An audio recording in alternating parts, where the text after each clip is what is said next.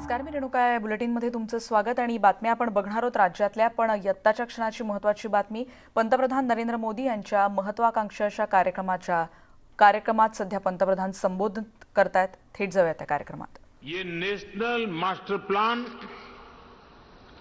21वीं सदी के भारत को गति शक्ति देगा. नेक्स्ट जनरेशन इंफ्रास्ट्रक्चर और मल्टी मॉडल कनेक्टिविटी को इस नेशनल प्लान से गति शक्ति मिलेगी. इंफ्रास्ट्रक्चर से जुड़ी सरकारी नीतियों में प्लानिंग से लेकर एग्जीक्यूशन तक को ये नेशनल प्लान गति शक्ति देगा. सरकार के प्रोजेक्ट्स तय समय सीमा के भीतर पूरे हों, इसके लिए ये गति शक्ति नेशनल प्लान सही जानकारी और सटीक मार्गदर्शन करेगा. गति शक्ति के इस महाअभियान के केंद्र में हैं भारत के लोग, भारत की इंडस्ट्री, भारत का व्यापार जगत, भारत के मैन्युफैक्चरर्स, भारत के किसान, भारत का गांव. ये भारत की वर्तमान और आने वाली पीढ़ियों को 21वीं सदी के भारत के निर्माण के लिए नई ऊर्जा देगा. उनके रास्ते के अवरोध समाप्त करेगा. ये मेरा सौभाग्य है कि आज के इस पावन दिन में पीएम गति शक्ति नेशनल प्लान, इसका शुभारंभ करने का मुझे अवसर मिला है. साथियों, आज ही यहां प्रगति मैदान में बन रहे international exhibition cum convention centre के 4 प्रदर्शनी हॉल का लोकार्पण भी हुआ है. दिल्ली में आधुनिक इंफ्रा से जुड़ा ये भी एक अहम कदम है. ये एग्जीबिशन सेंटर्स हमारे एमएसएमईज, हमारे हैंडीक्राफ्ट, हमारे कुटीर उद्योग को अपने प्रोडक्ट्स दुनिया भर के बाजारों के लिए शोकेस करने, ग्लोबल मार्केट तक अपनी पहुंच बढ़ाने में बहुत बड़ी मदद करेंगे. मैं दिल्ली के लोगों को, देश के लोगों को बहुत बधाई देता हूं, शुभकामनाएं देता हूं. साथियों, हमारे यहां दशकों तक सरकारी व्यवस्थाओं ने जिस तरह काम किया है, उस वजह से सरकारी शब्द आते ही लोगों के मन में आता था खराब क्वालिटी, काम में बरसों की देरी, बेवजह रुकावटें, जनता के पैसे का अपमान. मैं अपमान इसलिए कह रहा हूं क्योंकि जो टैक्स के रूप में देश की जनता सरकार को देती है, उस पैसे का इस्तेमाल करते समय सरकारों में ये भावना ही नहीं होती थी कि एक भी पैसा बर्बाद नहीं होना चाहिए. हर एक को लगता है अरे यार ऐसे ही चल रहा है, चलने दो, चलता है, क्या है. देशवासी भी अभ्यस्त हो गए थे कि देश ऐसे ही चलेगा. वो परेशान होते थे, दूसरे देशों की प्रगति देख उदास होते थे और इस भावना से भर गए थे कि कुछ बदल नहीं सकता. जैसा अभी हम वीडियो में भी देख रहे थे, हर जगह नजर आता था work in progress, work in progress. लेकिन वो काम कभी पूरा होगा भी या नहीं, समय पर पूरा होगा या नहीं, ये लेकर कोई विश्वास जनता के मन में नहीं था. वर्क इन प्रोग्रेस का बोर्ड एक तरह से अविश्वास का प्रतीक बन गया था। ऐसी स्थिति में देश प्रगति कैसे करता?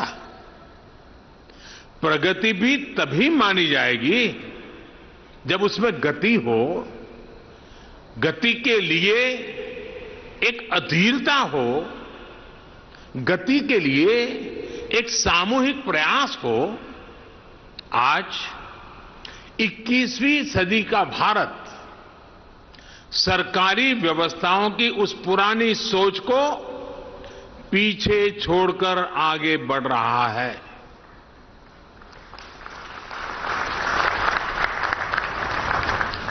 आज का मंत्र है will for progress, work for progress, wealth for progress, plan for progress, preference for progress. हमने न सिर्फ परियोजनाओं को तय समय सीमा में पूरा करने का वर्क कल्चर विकसित किया, बल्कि आज समय से पहले प्रोजेक्ट पूरे करने का प्रयास हो रहा है।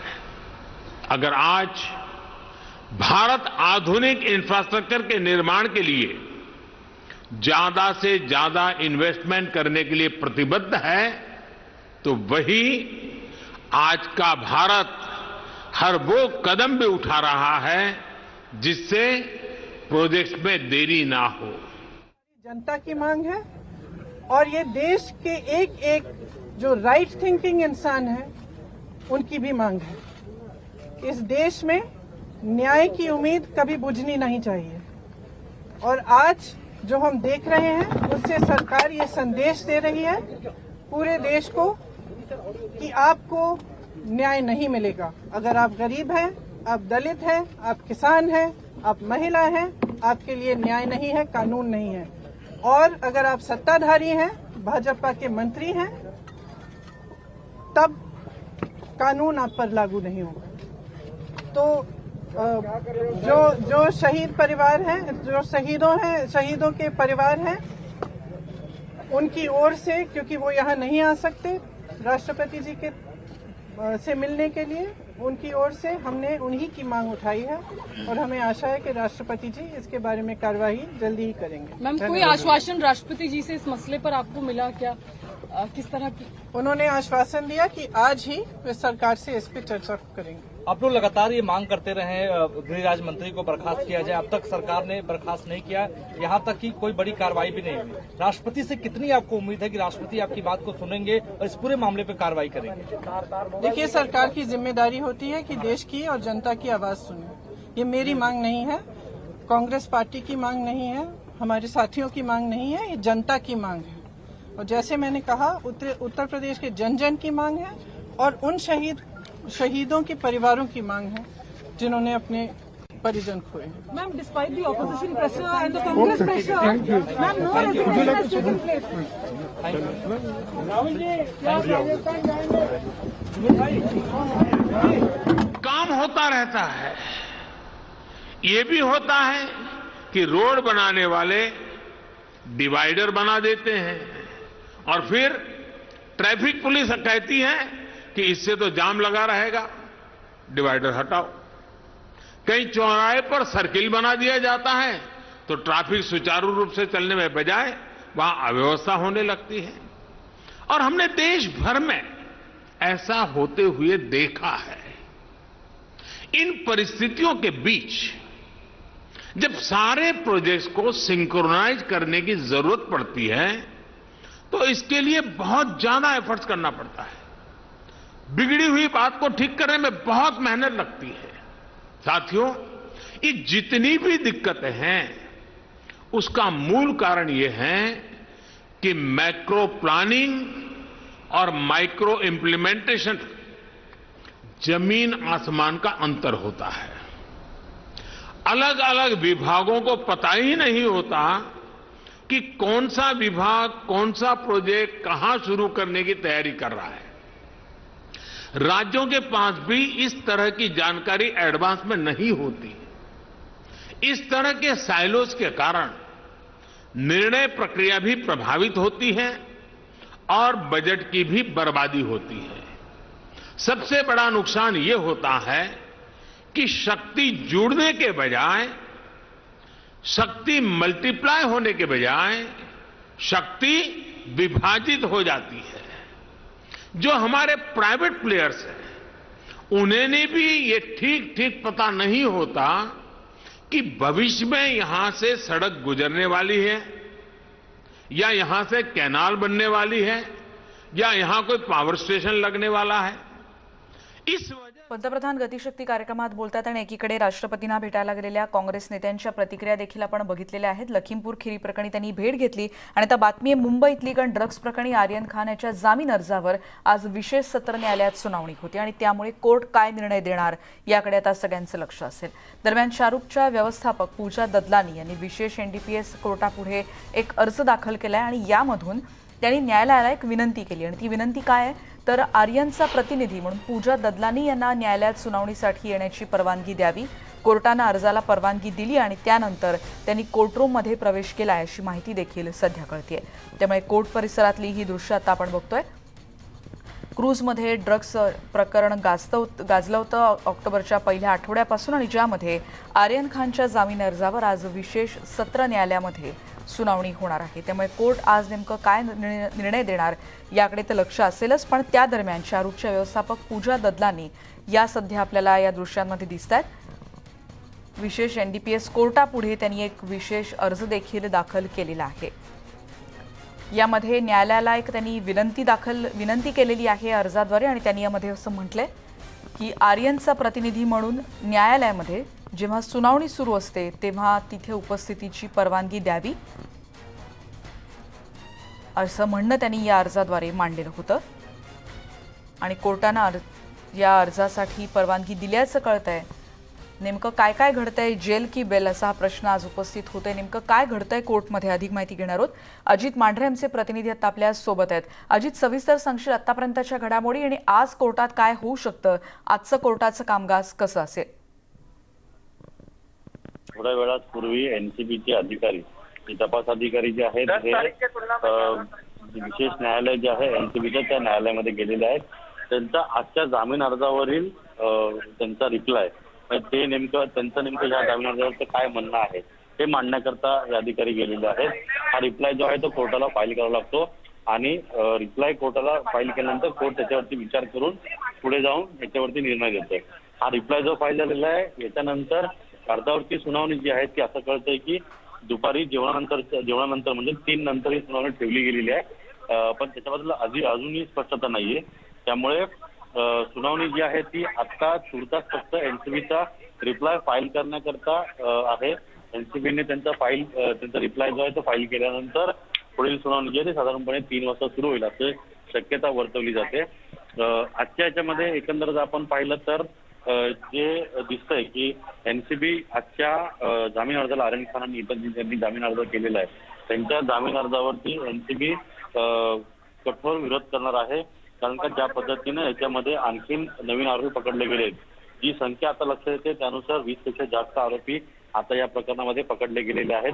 त्यामुळे जे एनसीबी जो आहे त्यांचा हा विश्वास असेल की या प्रकरणामध्ये आता नवनवीन गोष्टी समोर येत असून आता एक इंटरनॅशनल अजित, म्हणजे खरं आहे की एकीकडे म्हणजे ज्या आरोपींना आता हळूहळू जसं आपण म्हणताय की या संख्येनुसार म्हणजे आणखीन पुरावा देण्याच्या दृष्टीनं या सगळ्या आरोपींना आता हजर करण्याच्या दृष्टीनं किंवा त्यांच्याकडून अधिक माहिती घेऊन यापुढे त्यांच्याकडून काही माहिती मिळतेय का, आणि त्याचबरोबर आणखीन आपण जी केस आहे त्यामध्ये एनसीबीच्या माध्यमातून ह्याचे प्रयत्न सुरू आहेत। अजित, पण आणखीन एक महत्त्वाचा मुद्दा, पूजा ददलानी देखील तिथे पोहोचल्या होत्या आणि त्यांनी कोर्टात एक विशेष अर्ज दाखल केला होता या संदर्भात, म्हणजे आर्यन खानच्या बाजूने आता काय काय घडामोडी सकाळपासून कोर्ट परिसरात?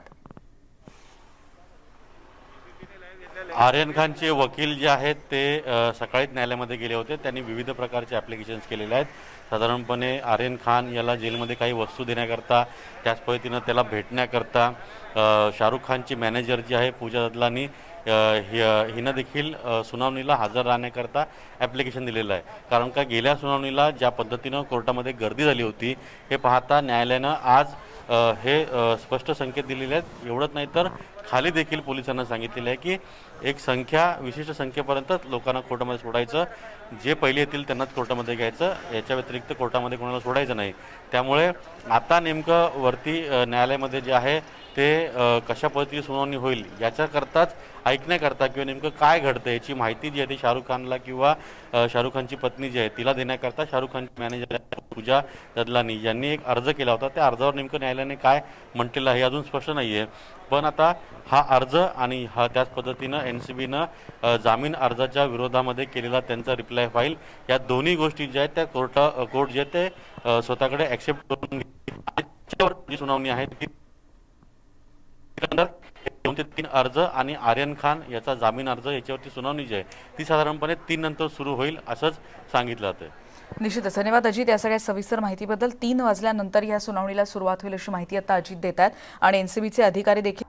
आणि आता एक बातमी आहे, बीडमधली एका ST कर्मचारी तुकाराम सानप यांनी आत्महत्या केल्याची माहिती कळते. कामाचा पगार वेळेत मिळाला नाही आणि त्यामुळे कर्मचाऱ्यांना आत्महत्या केल्याचं म्हटलं जात आहे. सानप हे ST महामंडळाच्या बीड आगारामध्ये चालक पदावर कार्यरत होते. गेल्या काही महिन्यांपासून वेळेवर पगार मिळत नाही, त्यामुळे कर्मचाऱ्यांना आर्थिक टंचाईचा सामना करावा लागतोय आणि त्यामुळे अनेक कर्मचाऱ्यांसमोर आता उदरनिर्वाह कसा चालवायचा असा प्रश्न उपस्थित आहे. काही महिन्यांपासून वेतन मिळालं नाही, त्यामुळे आर्थिक स्थिती त्यांची ढासळलेली होती आणि त्यामुळे आत्महत्या त्यांनी केली असावी अशी चर्चा सध्या बीडमध्ये सुरू आहे. त्यामुळे ही ST कर्मचाऱ्यांना आणखी एका ST कर्मचाऱ्यांना आपलं जीवन संपवलेलं आहे. पण कर्मचाऱ्यांचे पगार आणखीन किती आत्महत्या पाहिल्यानंतर वेळेत दिले जातील असा प्रश्न उपस्थित होतोय. याआधी देखील अशाच प्रकारची घटना नगरमध्ये देखील घडलेली होती.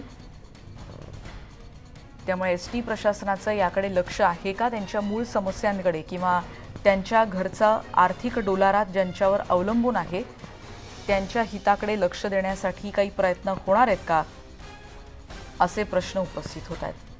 त्यामुळे जर वेळेत पगार मिळाला नाही तर घरचं अर्थचक्र नेमकं कसं चालणार, या विवंचनेतून त्यांनी आत्महत्या केली अशा प्रकारचा गंभीर प्रकार घडलेला आहे बीडमध्ये.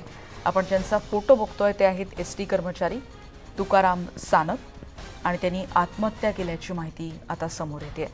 अत्यंत दुर्दैवी असाच हा प्रकार म्हणायला हवा. कामाचा पगार वेळेत मिळाला नाही आणि म्हणून त्यांनी आत्महत्या केली असं म्हटलं जात आहे. महावितरणनं त्यांच्या घराची वीजही कापलेली होती. सणवार तोंडावर आहेत आणि त्यात पगार कमी आणि ते देखील वेळेवर मिळत नाहीत. ही सगळी आर्थिक विवंचना त्यांच्या मनात होती. अशा सगळ्या विवंचनेतून त्यांनी ही आत्महत्या केली असं म्हटलं जात आहे. त्यामुळे बीडमध्ये ST बस चालक तुकाराम सानप यांनी आत्महत्या केली. याआधी देखील अशाच रीतीनं नगरमध्ये असाच एक प्रकार घडलेला होता, तेव्हा तर त्यांनी पत्र लिहून आपल्या मुलांना देखील आवाहन केलेलं होतं की आईची काळजी घ्या किंवा मी काही करू शकलो नाही अशा पद्धतीची भावना देखील त्यांनी व्यक्त केलेली होती. अशा घटना सातत्यानं समोर येत आहेत आणि त्यामुळे मूळ प्रश्नावर उत्तर कधी मिळणार, ST प्रशासनाचं याकडे लक्ष आहे का, आणखीन किती संसार उद्ध्वस्त आता होणार आहेत असा प्रश्न ST कर्मचारी विचारतात. अशाच पद्धतीनं अनेकदा पत्रव्यवहाराच्या माध्यमातून देखील त्यांनी आपली बाजू मांडलेली आहे. कोणापर्यंत त्यांनी आपल्या तक्रारी पोचवलेल्या आहेत याविषयीचं देखील वृत्तमालिकेतून न्यूज18 लोकमतनं देखील ही व्यथा मांडलेली होती. पण अत्यंत धक्कादायक आणि गंभीर आणि दुर्दैवी असा हा प्रकार म्हणायला हवा बीडमधला. त्यामुळे कर्मचाऱ्यांचे पगार अजूनही वेळेत का होत नाहीत, मग त्याच्यासाठीचा आर्थिक निधी पुरेसा उपलब्ध नसतो का. 15 दिवसांपूर्वी या बस चालकाच्या घराचं वीज कनेक्शन म्हणजे अर्थात वीज जोडणी कापलेली होती. काल दिवसभर रंजेगाव इथल्या बसच्या फेऱ्या त्यांनी केल्या होत्या आणि घरी गेल्यानंतर अंकुशनगर इथे राहत्या घरी जाऊन त्यांनी गळफास घेतल्याचं माहिती कळते. बस कर्मचाऱ्यांचा पगार खरं नियमानुसार 7 तारखेपर्यंत होतो, पण आजची तारीख आहे 13 आणि अजून देखील त्यांचा पगार झालेला नव्हता. बस स्थानकातल्या कर्मचाऱ्यांना विविध समस्यांना देखील सामोरं जावं लागतंय. 15 दिवसांपूर्वीच त्यांचं विजेचं कनेक्शन कापलेलं होतं आणि त्यामुळे किराणा देखील त्या दरम्यान संपलेला होता आणि यासह इतर कारणांमुळे त्यांनी आत्महत्या केल्याची माहिती आता समोर येते. नातेवाईक, त्यांचे मित्र, त्याचबरोबर बस स्थानकातल्या कर्मचाऱ्यांनी या सगळ्याबद्दलची माहिती दिलेली आहे. त्यांना 4 वर्षांचा आणि 6 वर्षांचा अशी 2 मुलं देखील आहेत. आणि काम करून देखील कर्मचाऱ्यांना वेळेत पैसे मिळत नाहीत आणि त्यामुळे कर्मचारी टोकाचं पाऊल उचलतायत अशी वस्तुस्थिती पाहायला मिळते. अधिक माहिती घेणार सुरेश जाधव आमचे प्रतिनिधी आता आपल्या सोबत आहेत. सुरेश, याआधी देखील राज्यातल्या अशाच अनेक घटना समोर आलेल्या होत्या, पण या बाबतीत नेमकं काय घडलं होतं की ज्याच्यामुळे त्यांना इतकं गंभीर पाऊल उचलावं लागलं? बीड मधली जी तुकाराम सानप म्हणून कर्मचारी आहेत त्यांची जी आत्महत्या आहे त्या आत्महत्येपाठीमागचं कारण लॉकडाऊनच्या कालावधीमध्ये एकतर एसटी महामंडळ बंद होते आणि त्या कालावधीमध्ये एसटी महामंडळाकडून जे मिळणारं पेमेंट होतं ते सुद्धा वेळेवरती मिळत नव्हतं आणि 24 तास अक्षरशः हे जे कर्मचारी आहेत ते एसटीचे कर्मचारी 24 तास काम करतात, मात्र काम करून देखील त्यांना जो मिळणारं मानधन आहे ते तुटपुंज मानधन आहे. अक्षरशः 12,000 रुपये 8,000 रुपये अशा पद्धतीचं त्यांना मानधन दिलं जातं आणि तेही मानधन वेळेवरती मिळत नाही. त्यात हे जे तुकाराम सानप आहेत यांनी कर्ज घेतलेलं होतं आणि ते कर्ज लॉकडाऊनच्या कालावधीमध्ये वेळेवरती त्यांना पेमेंट नाही मिळालं, त्यामुळे ते चुकवता आलेलं नव्हतं आणि त्याच्या व्याजापोटी 50,000 रुपये त्यांनी भरलेले होते आणि नंतर आणखी रिवाईज करून त्यांना जे चक्रवाढ व्याज लागलेलं होतं ते 35,000 रुपये भरा म्हणून असं बँकेने सांगितलं गेलं होतं. आणि त्यातच त्यांची जी काही विद्युत वितरण विभागानं त्यांचे जे कनेक्शन आहे ते सुद्धा कट केलेलं होतं. एकतर वीज म्हणजे बिल न भरल्यामुळे त्यांचं कनेक्शन कट केलं होतं. त्यामुळे एकंदरीतच हे जे सगळे आर्थिक विवंचना, लॉकडाऊनचा कालावधी, अतिवृष्टीनं झालेलं शेतीचं नुकसान आणि त्यातच कुटुंब जगवायचं कसं हा प्रश्न या कर्मचाऱ्यांसमोर होता आणि याच सगळ्या आर्थिक विवंचनेवरनं तुकाराम सानप यांनी आत्महत्या केली. अगदी खरंय सुरेश, इतका गंभीर प्रश्न आहे. त्यांच्या घरी कोण कोण असतं आणि या संदर्भात पुढे तपास नेमका कसा केला जातोय? त्याच्या तुकाराम जे सानप आहे त्यांच्या घरी आता 2 मुलं आहेत, आई आहे आणि वडील आहेत. आता एकंदरीतच कुटुंबाचा सगळा जो काही गाडा होता हा तुकाराम सानप यांच्यावरच आधारित होता आणि तुकाराम सानप आता त्यांनी हे टोकाचं पाऊल उचलण्यापाठीमागचं कारण सुद्धा कुटुंबासाठी जी लागणार 15 दिवसापूर्वी त्यांचं जे वीज कनेक्शन आहे ते वीज कनेक्शन कट केलेलं होतं. त्यामुळं घरामध्ये अंधार झालेला होता. वीज वितरण विभागानं तुम्ही पैसे भरा तरच तुमची वीज जोडणी केली जाईल आणि एकीकडे इकडं तुटपुंज मानधन त्याच्यावरती घर संसार भागवावा कसा चालवायचा, हा डोलारा नेमका कसा हाकायचा, असा सगळा गंभीर प्रश्न त्यांच्या भोवती होता. धन्यवाद सुरेश या सगळ्या माहितीबद्दल. पण या संदर्भात एसटीच्या बस कर्मचाऱ्यांनी काय म्हटलं ते देखील आपण ऐकणार आहोत.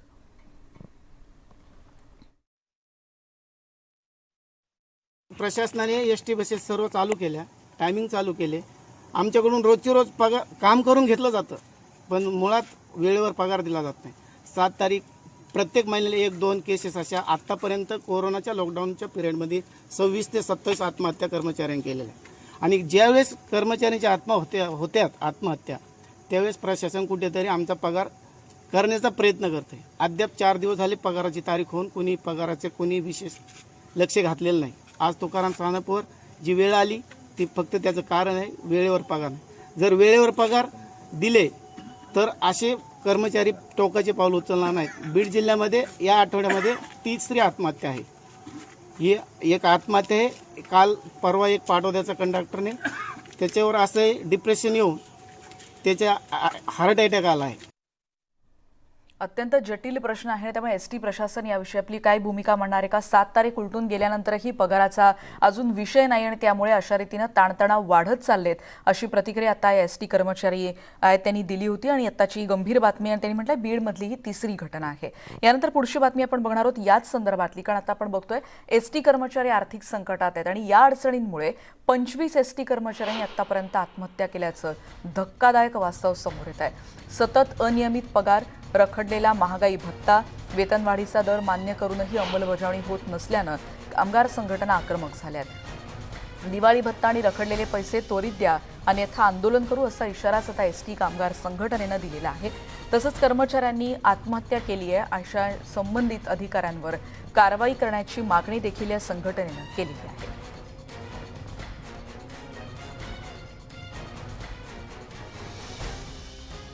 एसटी कर्मचाऱ्यांना हक्काचं वेतन वेळेवर मिळत नाही. एसटी कर्मचाऱ्यांना आपलं घरभाडा भत्ता मिळत नाही. एसटी कर्मचाऱ्यांना आपलं महागाई भत्ता मिळत नाही, एसटी कर्मचाऱ्यांना वेतनवाढीचा दर मिळत नाही, जे हक्काचं आहे तेही द्यायला सरकार तयार नाहीये. आमच्या 4,850 कोटी मधले तब्बल 1,500 कोटी रुपये शिल्लक राहतात, ते पैसे अजून द्यायला तयार नाहीयेत. एसटी कर्मचारी अक्षरशः मेटाकोटीला आलेला आहे, धडाधड आत्महत्या होत आहेत. हे का विसरतंय सरकार की कोरोना कालावधीमध्ये जीवाची बाजी लावून आम्ही काम केलेलं आहे. 306 कर्मचारी कोरोनामुळे मृत पावलेले आहेत. तेव्हा जशा शेतकऱ्यांच्या आत्महत्या घडतायत तशी एसटी कर्मचारी पटापट मरून पडायला लागलेले आहेत. अजून कशी तुम्हाला जाग येत नाहीये? तेव्हा आता बाद झालं, हे आता यापुढे एसटी कर्मचारी संघटना सहन करणार नाहीत. आता बाद झालं आणि त्यामुळे दिवाळीसारखा सण तोंडावरती येतोय. सरकारनं तातडीने निर्णय घेऊन एसटीच्या कर्मचाऱ्यांना आर्थिक बाबतीमध्ये त्यांची जी देणी आहे ती दिली पाहिजेत. अशी मागणी या संघटनेनं केली आहे. पण एसटी बद्दल आणखीन कर्मचाऱ्यांचं काय म्हणणं आहे ते देखील आमच्या प्रतिनिधींनी जाणून घेतलं. बघूयात त्यांचं काय म्हणणं आहे. आपल्यासोबत हे सगळे एसटी कामगार आहेत स्वारगेट डेपो मधले. मला सांगा, हे दुष्टचक्र कधी संपणार आत्महत्यांचं? म्हणजे आता गेले 2 वर्ष ते कोरोनाचं जे दुष्टचक्र आलंय जगावर, त्यात सरकारने आम्हाला 2 वर्ष म्हणजे आमचे पगार वेळेवर नाही झाले पण केले, त्याबद्दल सरकारचं अभिनंदन. पण ह्याच्यावर एक ठोस उपाययोजना केल्याशिवाय हे आत्महत्येचं सत्र आहे ते थांबणार नाही. त्यासाठी आम्हाला राज्यकर्त्यांना एक विनंती आहे की ह्यातून आम्हाला एसटी कामगारांना, एसटीला एक लॉंग टर्म असं ध्येय धोरण ठरवून आम्हाला यातनं बाहेर काढावं. म्हणजे प्रत्येक वेळेस आत्महत्या केल्यावर पगार मिळेल असं एक चाल पडली ती बंद मिळण्यासाठी आत्महत्या करावी लागते. हे किती दुर्दैवाचं आहे. मला तुमच्यातला जे वर्कशॉप मधला कर्मचारी ज्यांनी जीव दिलाय, ही प्रथम मी माझ्या त्या बंधूला मी भावपूर्ण श्रद्धांजली वाहतो. पण हे दुष्टचक्र हे कायमस्वरूपी संपलं पाहिजे आणि प्रशासनाने शासनाला 10 वेळा विनंती करून, म्हणजे प्रशासन कुठं कमी नाही. हा तर गंभीर मुद्दा आहे, याकडे आपण येणार आहोत. पण आता थेट जाणार आहोत. शिवसेना खासदार संजय राऊत सध्या संवाद साधतायत. नवीन पॅटर्न येतात आणि जातात. पण ठाकरे पवार पॅटर्न हे सध्या महाराष्ट्राच्या राजकारणातलं एक चलनी पॅटर्न, की 2 प्रमुख पक्ष, त्याच्यावर काँग्रेस सुद्धा आहे, एकत्र आले तर काय होऊ शकतं. कोणत्याही परिस्थितीत मतांचं विभाजन आम्ही होऊ देणार नाही. सर, दुसरं असं मोहन भागवत म्हणाले, सरसंघचालक, की सावरकरांचं हिंदुत्व हेच खरं राष्ट्रीयत्व आहे. शिवसेनेची भूमिका सावरकरांविषयी जगजाहीर आहे, तर आपली काय? त्यात नवीन काय सांगितलं? बाळासाहेब ठाकरेंनी वारंवार हेच सांगितलेलं आहे, हिंदुत्व हेच राष्ट्रीयत्व. हा विचारच बाळासाहेबांचा. हिंदुत्व सावरकरांचं हिंदुत्व, कारण संघ नेहमी सावरकरांना थोडं कीप असायचं होतं. आता तोच संघ बघा, आता असं आहे की त्यांनी आता कोणत्या भूमिका घ्याव्यात, कधी घ्याव्यात, ते त्यांचा प्रश्न. पण वीर सावरकरांच्या संदर्भात शिवसेनेची एक भूमिका ही कायम तीच राहील. वीर सावरकर हे आमचे कायम आदर्श राहिले आणि राहतील. आणि म्हणून आम्ही आजही सांगतो, जर मोहनराव भागवतांना किंवा संघाला किंवा भाजपला जे सावरकरांविषयी प्रेम आलंय ते त्याचं आम्ही स्वागत करतो. पण फक्त त्यांना भारतरत्न केव्हा आता इतकंच मी त्यांना विचारतो. राजनाथ सिंहांनी एक वक्तव्य केलेलं आहे की सावरकरांनी माफी मागितली किंवा दया पण महात्मा गांधींचं सांगणं मला माहित नाही काय म्हणाले. पण सावरकरांनी ज्या पद्धतीनं तुम्ही माफी मागितली असं म्हणता, अशी माफी त्यांनी कधीच मागितली नाही. राजकारणामध्ये असेल, तुरुंगवासामध्ये असेल, अनेकदा काही स्ट्रॅटेजी ठरवायच्या असतात. तुम्ही जर संपूर्ण समग्र सावरकर पाहिलं किंवा सावरकरांचा अभ्यास केला तर 10 वर्षापेक्षा जास्त काळ जो क्रांतिकारक तुरुंगामध्ये खितपत पडलाय, त्याला असं वाटलं की इथे खितपत पडण्यापेक्षा आपण बाहेर येऊन वेगळं कार्य करावं. आणि त्यासाठी जगभरात जे मार्ग स्वीकारले जातात बाहेर येण्याचे, बाहेर पडण्याचे, त्या तुरुंगवासातून तोच मार्ग सावरकरांनी स्वीकारला असेल तर त्याला माफी म्हणता येणार नाही. आघाडी सरकारच्या मंत्र्यांवर कायम भ्रष्टाचाराचे आरोप करणारे किरीट सोमय्या आज पुण्यामध्ये एसीबीकडे त्यांची स्टेटमेंट नोंदवणार आहेत. आत्ताच मी हर्षवर्धन पाटील यांचं एक स्टेटमेंट वाचलं, जे काँग्रेस पक्षाचे कधी काळी प्रमुख नेते होते, आज भाजपात आहेत. आणि त्यांचं असं स्टेटमेंट आहे आणि ते फार गमतीशीर आहे. ते असं म्हणतात की भाजपमध्ये गेल्यावर शांत झोप लागते, चौकशांच्या ससेमेरा मागे लागत नाही. या एका त्यांच्या विधानामध्ये सगळं काही सामावलेलं आहे. काल देवेंद्र फडणवीसांचं वक्तव्य आहे की मला मुख्यमंत्री असं कधी कधी लोकांना वाटतं अजूनही यव्वन आता मी. असं एक नाटक फार गाजलं रंगमंचावर. ते नाटक चिरतरुण नाटक होतं. तसं अनेकांना वाटतं की अजूनही यवनात मी, अजूनही मुख्यमंत्री. आम्हाला कधी कधी दिल्लीत गेल्यावर ते वाटतं आमचाच प्रधानमंत्री होणार. उद्धव ठाकरे घराबाहेर पडत नाहीये. पाऊस आला, मी स्वतः एवढं फिरलोय, फिरत मीच आहे की काय अशी त्यांची भावना नाही, त्यांची भावना काही असेल, त्यांची भावना जी आहे ती योग्य भावना आहे. स्वप्नात रममाण व्हावं, माणसाने चांगली स्वप्न पाहावीत, स्वप्नांना पंखांना बळ असावं, ती त्यांच्या पंखात अधिक ताकद येऊ स्वप्न पाहण्यासाठी आणि वरती उडण्यासाठी आकाशात, अशा माझ्या त्यांना शुभेच्छा आहेत. आणि त्यांचं आयुष्य हे स्वप्न बघण्यात जाऊ. सत्ताधारी म्हणून आपण कमी पडतंय असं काही वाटतं? अजिबात नाही. महाराष्ट्र आपण पाहत आहे की महाराष्ट्र गतिमान आहे. महाराष्ट्रात गेल्या काही महिन्यात जे कार्य पुढे गेलेलं आहे, आता कालचेच बघा मराठी भाषा भवनाचा विषय असेल किंवा शेतकऱ्यांसंदर्भातले काही निर्णय असतील, नितीन गडकरी यांच्याबरोबर झालेल्या बैठका असतील, गेल्या या 8 दिवसातल्या कामाचा लेखाजोखा पाहिला तर विरोधी पक्षाला वाईट वाटणं किंवा पोटात दुखणं साहजिकच आहे. आणि विरोधी पक्ष नेता जो असतो त्याला आम्ही नेहमी शॅडो चीफ मिनिस्टर म्हणतो. तर या सावलीत त्यांनी कायम राहावं. दसरा मेळावा जो होतोय त्या दसरा मेळाव्याला रामदास कदम आणि आता त्याच्यासोबत अनंत गीतेंना नो एंट्री असणाऱ्या अशा ज्या काही चर्चा आहेत, या चर्चा सोडून द्या. चर्चेवरती आमचा पक्ष चालत नाही. सर, शिवसेनेचा मुख्यमंत्री होणार हे सांगणारे केवळ तुम्ही होते आणि मुख्यमंत्री झाला. आता तुम्ही पिंपरी चिंचवड आणि पुण्यामध्ये महापौर आमचाच होणार असं सांगता, नेहमी काय जादूची कांडी चालणार? मी असं म्हणतो महाविकास आघाडी, महाविकास आघाडीलाच यावेळेला दोन्ही ठिकाणी महापौर आम्हाला करायचं आहे. आणि त्याच्यामध्ये शिवसेनेच्या वाट्याला सुद्धा तुम्हाला दिसेल की आमचा महापौर, आमचं स्वप्न आहे, आमचं स्वप्न आहे की पुणे आणि पिंपरी चिंचवड या 2 शहरावर, या राज्यातल्या अनेक प्रमुख शहरांवरती शिवसेनेचा भगवा फडकला, महापौर झाला.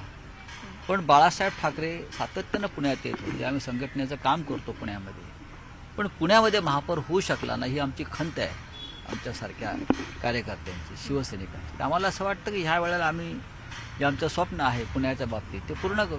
पण तरी 3चा प्रभाग का केला? कारण राष्ट्रवादीची मागणी होती 2चा प्रभाग, काँग्रेसची मागणी होती 2चा प्रभाग, 3चा प्रभाग भाजपला फायदेशीर आहे, उघड आहे, अशा चर्चा आहेत. मग तरी सेनेने आग्रहाने 3चा प्रभाग नेमकं कुणासाठी? सेनेचा आग्रह होता असं आपण का म्हणताय?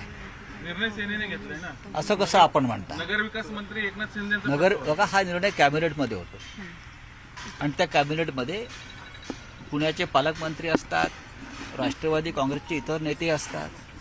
निर्णय कॅबिनेटमधले हे सर्व मतानं होतात. 22 तारखेला सगळे नाट्यगृह आणि सभागृह खोलण्याचे खरं तर सरकारने आदेश दिले आहेत. मात्र त्याआधी दसरा मेळावा होतोय. भाजप आणि मनसेकडून प्रश्न विचारला जातोय, मग एकाला वेगळा न्याय का? सर्वसामान्यांना एक न्याय आणि शिवसेनेला एक. दुर्लक्ष करा त्यांच्याकडे, यांना काय न्याय वगैरे माहिती आहे. 22 तारखेपासून नाट्यगृह, चित्रपटगृह सुरू होत आहेत. बघा, अत्यंत जोखमीचं काम जरी असलं तरीसुद्धा मराठी नाट्यसृष्टी, चित्रपटसृष्टी, ज्याचा जन्म चित्रपटाच्या महाराष्ट्रात झालेला आहे, ती थिएटर्स फार काळ रिकामे राहू नयेत, पडदा मूक राहू नये, यासाठी ती बैठक झाली. त्या बैठकीमध्ये सगळ्यांच्या संमतीनंही निर्णय झालेला आहे की 22 तारखेपासून हे आपण सुरू करावं. आणि त्याला नाटक आणि चित्रपट क्षेत्रातले प्रमुख लोक उपस्थित होते. आता हे जे विरोध करतायत ते रंगमंचावर जर काम करणारे असतील, राजकीय रंगमंचावर, तर त्यांनी तिथे बैठकीला हजर राहायला पाहिजे होतं. तेही नाटकच करतात, पण ते नाटक आणि आमचं नाटक वेगळं आहे रंगमंचावरचं. सोडून सरकार निर्णय घेतो तो जनतेच्या हिताचा असतो. महाविकास आघाडीचे आपण शिल्पकार आहेत, आपल्या पुढाकारामुळेच हे सरकार स्थापन झालं महाविकास आघाडीचं. पण आता युतीचे पूर्व समितीचे लाभार्थी खासदार युतीचे महाविकास आघाडी सरकारचे मारेकरी ठरू पाहतात. उदाहरण द्यायचं, अडसूळ असतील, आढळराव असतील, यांचं माहीत ते दुखणं किंवा शिवतारी असतील, वारंवार ते उठून समोर ते नाराजी व्यक्त करतात. महाराष्ट्र खूप मोठा आहे. समीर वानखेडेंवरती पाळत ठेवली जाते अशा पद्धतीची तक्रार सुद्धा सरकार. त्यामुळे शिवसेनेचे खासदार संजय राऊत यांनी आता पत्रकारांशी संवाद साधला. पुण्यातल्या आणि त्याचबरोबर इतर महत्त्वाच्या महापालिकांमध्ये महाविकास आघाडी आणि शिवसेनेचा महापौर नक्की असेल असा विश्वास त्यांनी आता व्यक्त केलेला आहे. पिंपरीतही पुण्यातही म्हणजे ज्या महत्त्वाच्या पालिका आहेत तिथे निश्चितच महाविकास आघाडी किंवा सेनेचा महापौर असेल असा विश्वास त्यांनी व्यक्त केला. आणि मतांचं विभाजन टाळण्यावर आमचा प्रयत्न असेल. त्याचबरोबर काल राष्ट्रीय स्वयंसेवक संघाचे सरसंघचालक मोहन भागवत आणि त्याचबरोबर राजनाथ सिंह यांनी केलेल्या सावरकरांविषयीच्या वक्तव्यावर देखील त्यांची प्रतिक्रिया त्यांना विचारण्यात आली आणि त्यांनी म्हटलंय की भाजपला आत्ता सावरकरांविषयी प्रेम आलंय, पण त्यांना भारतरत्न देण्यासाठी भाजप काय प्रयत्न करत आहे याचं उत्तर कधी मिळणार असा टोला देखील त्यांनी आता लगावलेला आहे. आता अनेक महत्त्वाच्या